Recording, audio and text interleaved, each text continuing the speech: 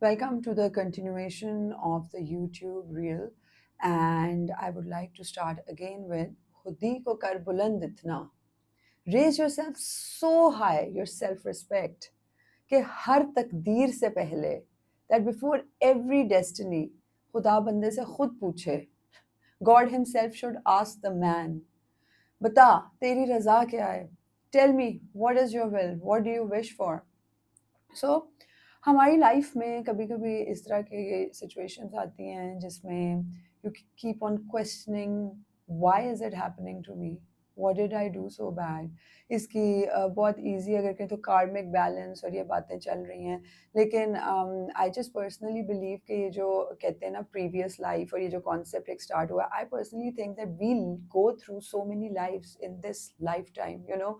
Whatever you were 5 years ago, you are not that now. Even as a matter of fact, 6 months ago, or we are constant masterpieces in becoming and unbecoming at the same time.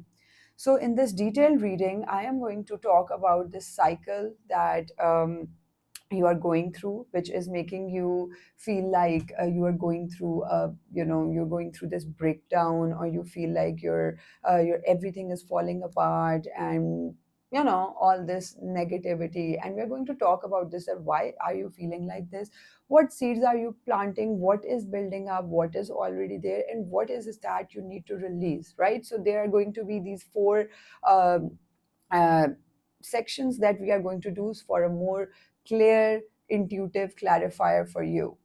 So what seeds are you planting? The lovers and strength. This says that you are planting self honoring choices that are rooted in truth, not guilt. The lover's card, this one, the lover's card says that this isn't just about love, it's about alignment.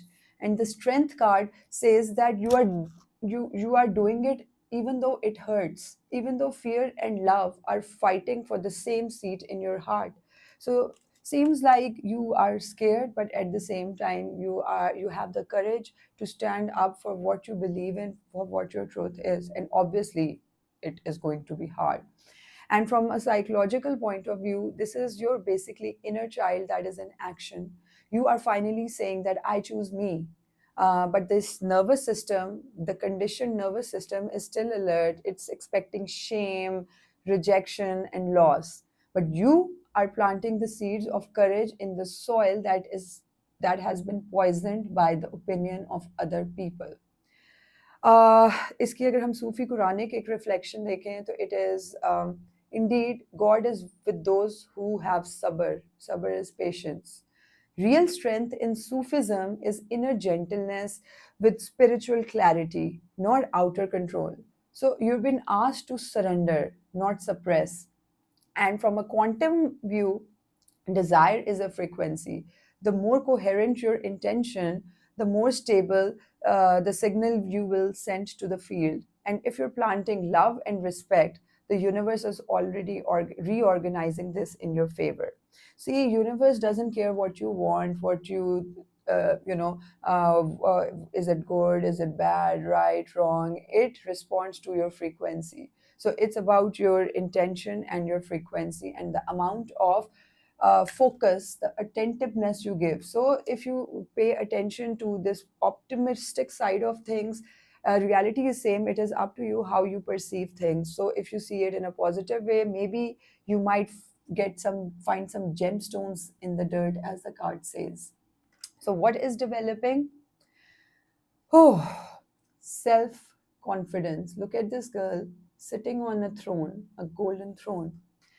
Nine of Pentacles and Hierophant. This is basically a powerful contradiction.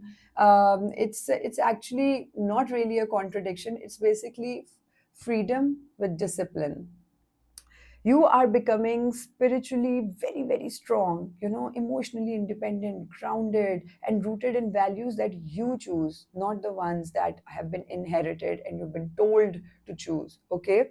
So, from a psychological point of view, this is basically nervous system safety plus belief system shift.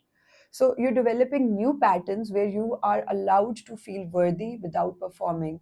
You are learning that stable doesn't mean that you have to be stuck. Okay, so this nine of pentacles, in a quantum perspective, is a reality that you have already collapsed into, but you're still catching up emotionally. Well, what do you say? Sometimes what the mind knows, the heart takes time to accept. Yeah, that's what's going on. So this is basically a timeline convergence. The future you already exists, but you're slowly embodying that version of that. Okay, and this hierophant says tradition, but like, are you choosing it consciously or inheriting it unconsciously? You can honor your roots without bearing your wings. Okay, so now you're finally having that confidence. You are finally melting away that insecurity, and with that heat of your inner fire. So you are basically finally connecting with a part of yourself that is ready and that is confident to take up space and let yourself radiate with confidence. Okay, so this is what's developing and what already exists. So two of swords, eight of swords, and five of cups in reverse. So you are healing from this emotionally gaslighting that has been done to you by others, or and maybe yourself also, because we are also a product of all these conditioning, right? So there is love in your field, okay, but you're just blindfolded like this lady.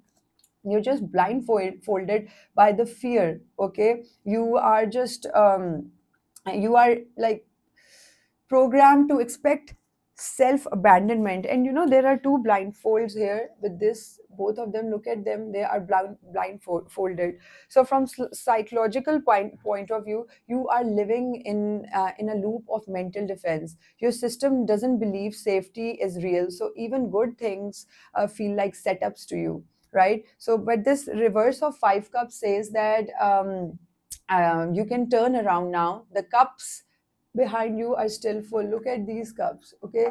Even though three have been broken, but two are still there, right? So from this quantum perspective, it means that where attention goes, reality flows. So appreciation is an energetic multiplier. Okay, and sadness is valid, but it does not need to define the field. Okay, and from Sufi perspective, Rumi says, don't grieve. Anything you lose comes around in another form.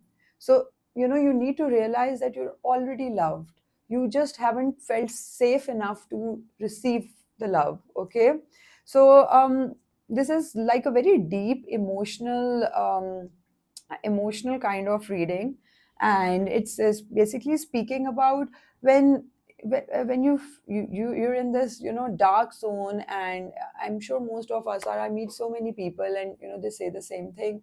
So it's about navigating through the darkness and not feeling defeated, and what you're ready to release in fascination or anxiety. Okay, so with the three of swords and 10 of swords, it says that you have to release the obsession with the old wound. The heartbreak has already happened, the betrayal already passed. What's hurting now is the habit of expecting the pain. So, pain is also addictive. So, from this psychological point of view, you are breaking trauma bonds, not just with people, but with patterns. The pain was once a compass, now it's a cage. You are no longer available for self abandonment that is disguised as loyalty. Okay, so each time you retell the story, you refire the neural pathways. Okay, releasing means creating a new energetic script, a new timeline.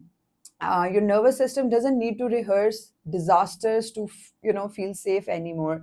It's about, why do we get anxiety? When we overthink, when we keep on expecting the worst outcome. So this is about, it just says that after, even in Quran it says, surely after every hardship comes ease.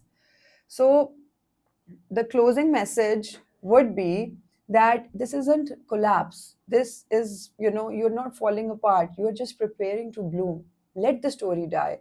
Let the old identity go quiet. The sun is already rising. Okay, you don't need to be ready, you just need to be willing. Bye.